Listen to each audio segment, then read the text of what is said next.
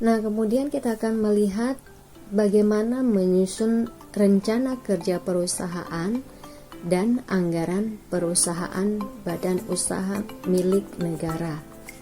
Apa saja yang wajib dilakukan BUMN dalam menyusun rencana kerja perusahaan dan anggaran perusahaan? Nah, yang harus dimuat yaitu pertama, rencana kerja perusahaan. Kedua, anggaran perusahaan.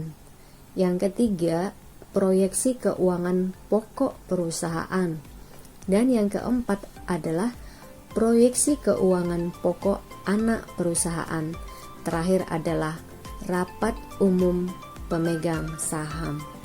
Nah, untuk rencana kerja perusahaan ini ada dibagi menjadi dua. Nah, yang pertama yaitu rencana kerja pencapaian misi. Nah, misi perusahaan adalah tujuan jangka panjang, uang menjadi alasan didirikannya perusahaan.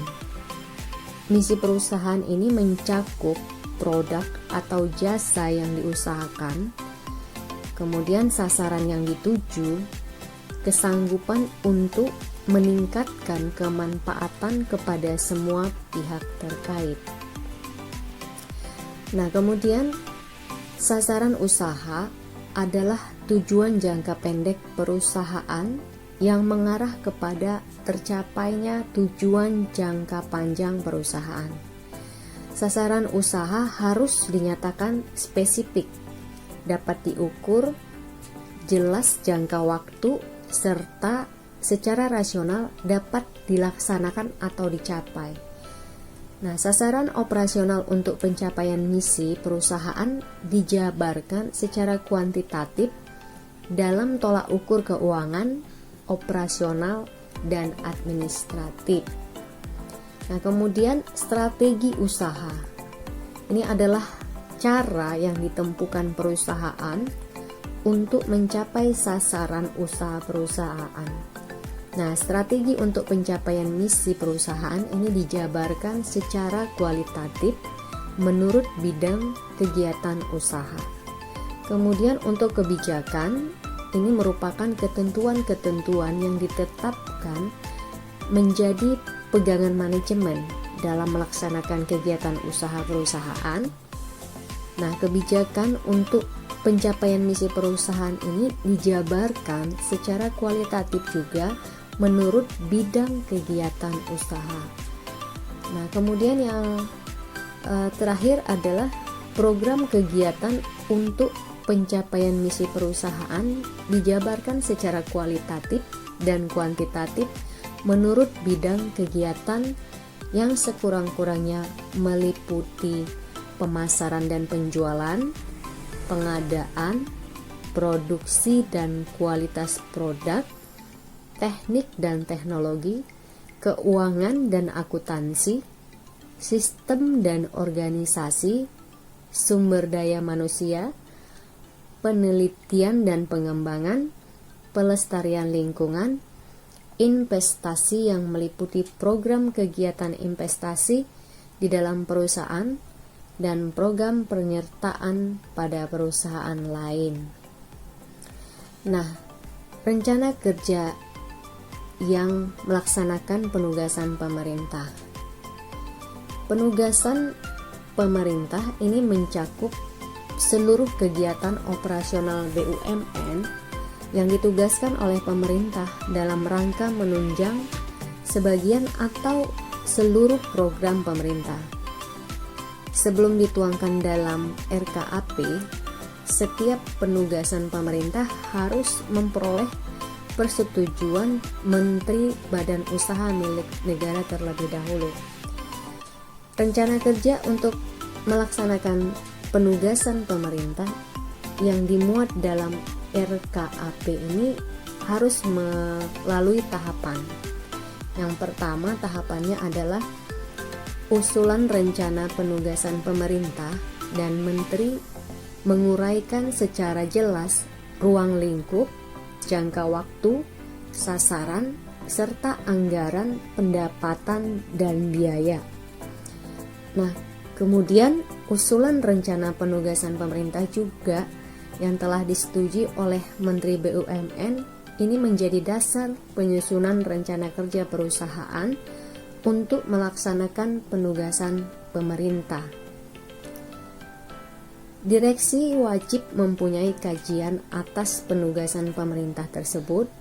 Nah, jika penugasan yang dimaksud akan mengakibatkan kerugian bagi perusahaan, maka penugasan tersebut tidak dimaksudkan sebagai kegiatan usaha badan umum milik negara.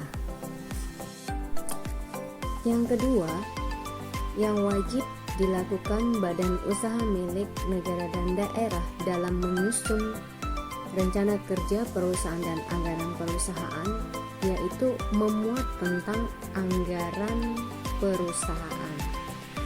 Nah, di sini maksudnya anggaran perusahaan ini merupakan penjabaran program kegiatan usaha dalam satuan uang berdasarkan penerimaan pengeluaran secara tunai dari program kegiatan untuk melaksanakan penugasan pemerintah atau pemegang saham dengan kegiatan komersial.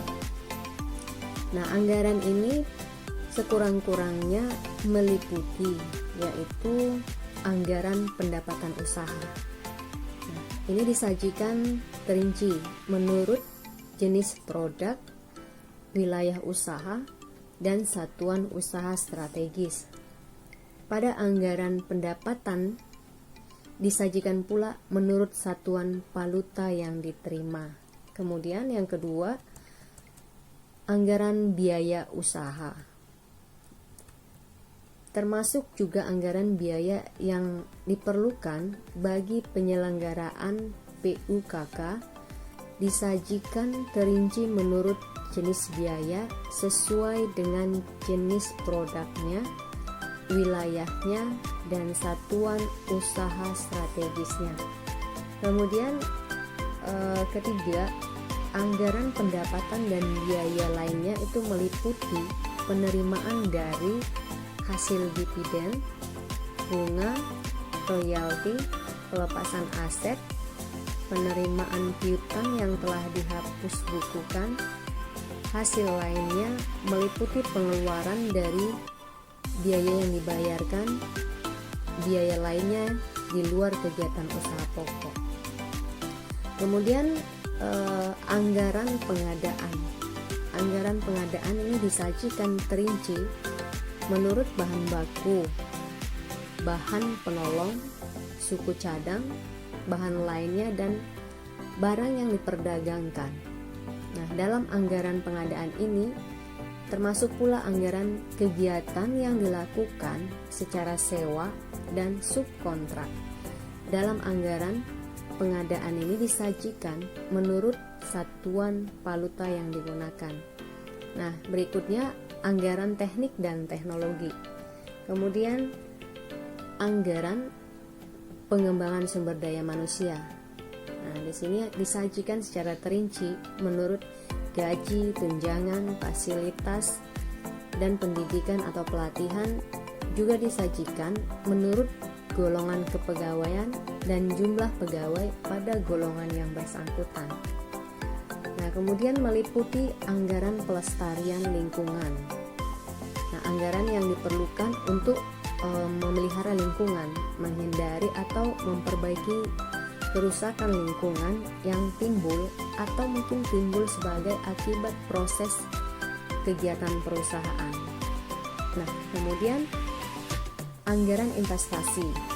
Ini meliputi anggaran investasi di dalam perusahaan dan anggaran penyertaan pada perusahaan lain.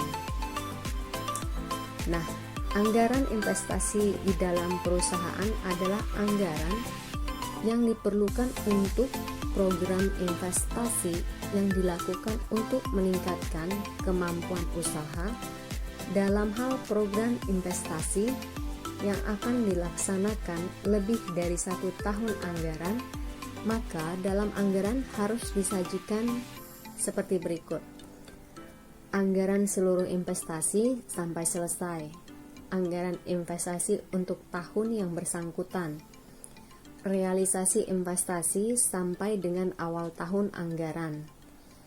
Ketiga hal tersebut dilengkapi pula dengan realisasi dan rencana penyelesaian secara fisik disajikan dalam bentuk persentase.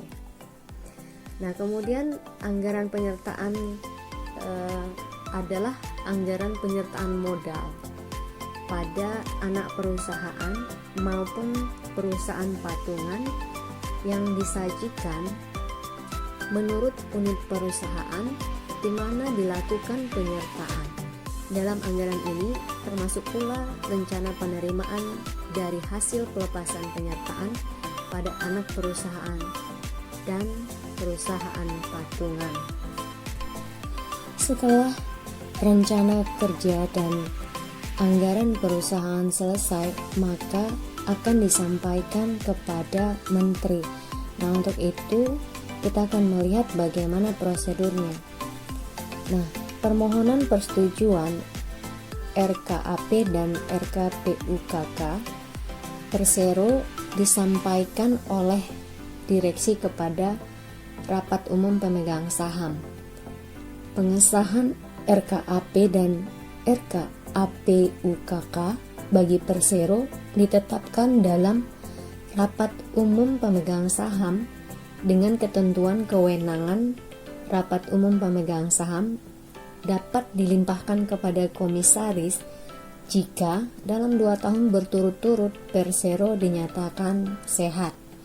Nah, bagaimana dengan perusahaan umum? Perusahaan umum disampaikan oleh direksi kepada Menteri BUMN melalui menteri yang bersangkutan selambat-lambatnya dalam 60 hari sebelum memasuki tahun anggaran perusahaan. Nah, bagi perusahaan BUMN disahkan oleh Menteri BUMN dengan ketentuan kewenangannya ini dapat dilimpahkan kepada menteri bersangkutan.